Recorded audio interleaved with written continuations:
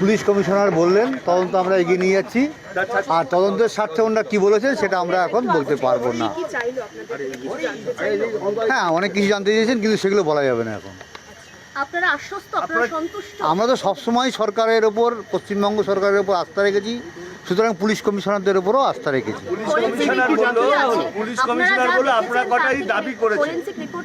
Forest রিপোর্টে মানে নিম্নাঙ্গে অত্যাচার করে তাকে খুন করা হয়েছে।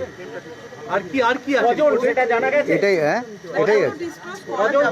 এত শুনুন, এত কিছু বললে একটু অসুবিধায়, তদন্ত এটুকুই বললাম।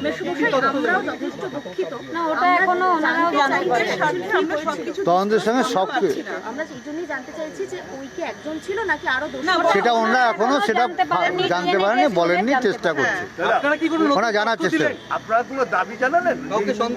বললেন যে আপনারা একটা দাবি জানিয়েছে। দাবি জানিয়েছি বলতে আমরা কতগুলো ইনফরমেশন, বিচারের দাবি তো চেয়েছি, আর আমরা কতগুলো এখন আমাদের মাথাটা একটু ঠান্ডা হয়েছে, আমরা তো কিছু জানি। আমরা পুরো চেস্ট ডিপার্টমেন্টের তদন্ত জানি, পুরো চেস্ট ডিপার্টমেন্টের উপরে আমরা সন্দেহের মধ্যে রেখেছি। চেস্ট মেডিসিন ডিপার্টমেন্ট আরো নিশ্চয়ই আমাদের মনে হচ্ছে, এখন আমাদের মনে হচ্ছে ভিতরের লোক জড়িত আছে, করেছে, সে অনেক কিছু বলেছে, তার উপরে কি মনে হচ্ছে যে সে জড়িত ছিল? আপনাদের কি মনে হয়? তাকে যে সুপারি দেওয়া হয়নি তার কি গ্যারান্টি আছে? হ্যাঁ, টাকা দিয়ে করানো হয়নি সেটা তো আমরা পারফেক্টলি বলতে পারবো না। আমরা তো না ছিল না। শুনুন, হিংসা জিনিসটা সবার আছে, কিন্তু আপনি যেমন এই চ্যানেলটাকে ছড়িয়ে দিয়ে আপনার চ্যানেলটাকে, ওরকম সব জায়গায় আছে, সেরকম কোনো ঘটনা হতে পারে। এটা কি আপনাকে বলেছিল আপনার মেয়ে কখনো? আমার মেয়ে চাপে ছিল, প্রেসারে ছিল। চাপে ছিল বলতে বিভিন্ন রকম, ধরুন পেশেন্টদের নানান রকম ট্রিটমেন্ট করতে ঠিকমতো পারতো না। ও পেশেন্টের ট্রিটমেন্ট করতে চাইতো কিন্তু পারতো না। কেন পারতো না? উপর থেকে বাধা, যারা সিনিয়র ডাক্তার তারা সহযোগিতা করতো না ঠিকমতো, নানান রকম ভাবে। সেটা তো আমরা তো টোটাল হিস্ট্রিতে জানি না। আমার মেয়ে বলতো আমার আরজি করে যেতে আর ভালো লাগে না। আরজি কেন করতে পারে না, কাজ ঠিক মতো করতে পারে না, না না না না না, র্যাগিং এর শিকার হয়নি। কি হতো, কেন, কি সমস্যা? ওর উপর একটু প্রেসার ছিল, কাজ বেশি, নাইটে ডিউটি থাকতো, তার স্লিপ রুম ছিল না, এসব চাপ ছিল তার। পাঁচজন কোনো না, আমার চারটে ছেলে একটা মেয়ে যদি হয় তার কতটা অসুবিধা হয় সেটা ভাবো। তার কোনো স্পেশাল ঘর, আলাদা ঘর ছিল না।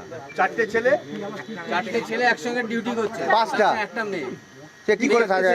চারটে ছেলে একসঙ্গে ডিউটি করছে, পাঁচজন ডিউটি করছে, তার মধ্যে চারজন ছেলে একজন মেয়ে। সেটা একটু অসুবিধা হয়, রাত্রিবেলা থাকতে গেলে অসুবিধা হয় না? সেটা তো সবসময় বলতো, উদ্বোধন কর্তৃপক্ষের জানানোর মতন ব্যাপার ব্যবস্থা আর ওখানে নেই।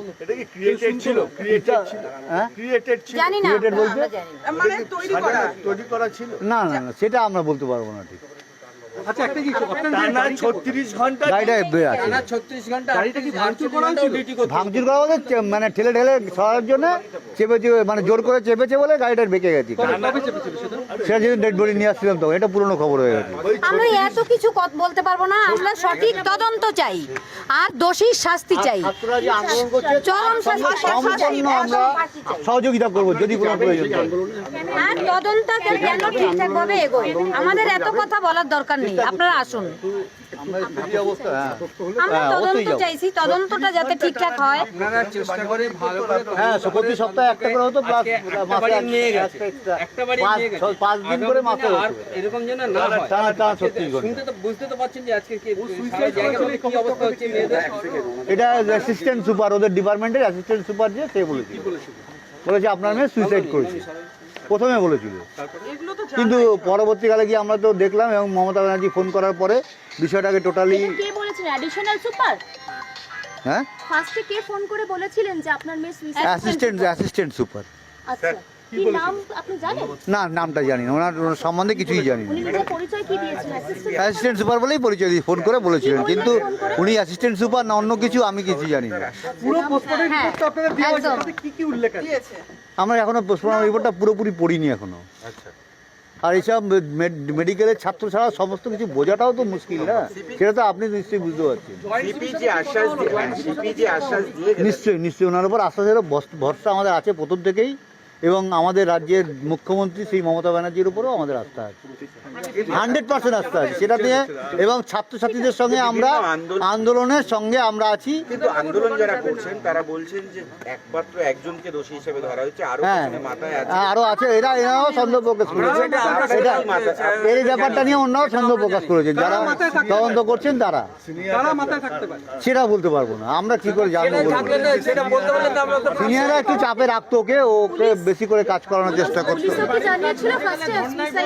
না না না পুলিশ না না না না না পুলিশ ফোন করেন, পুলিশ ফোন হয়ে আপনার তাড়াতাড়ি আসুন। আপনারা ফার্স্টে বলেছিলেন যে কোনো পুলিশ ফোন করে বলেছে সুইসাইড হয়েছে। না না পুলিশ ফোন করেছে, অ্যাসিস্ট্যান্ট সুপার বলে প্রথম বলে। বাড়ির কাজ মিটিয়ে আপনারা বলেছিলেন ধর্নায় বসবেন। হ্যাঁ সেটা আগামীকাল চেষ্টা করছি, আগামীকাল থেকেই ধর্নায় যোগ দেওয়ার চেষ্টা করছি।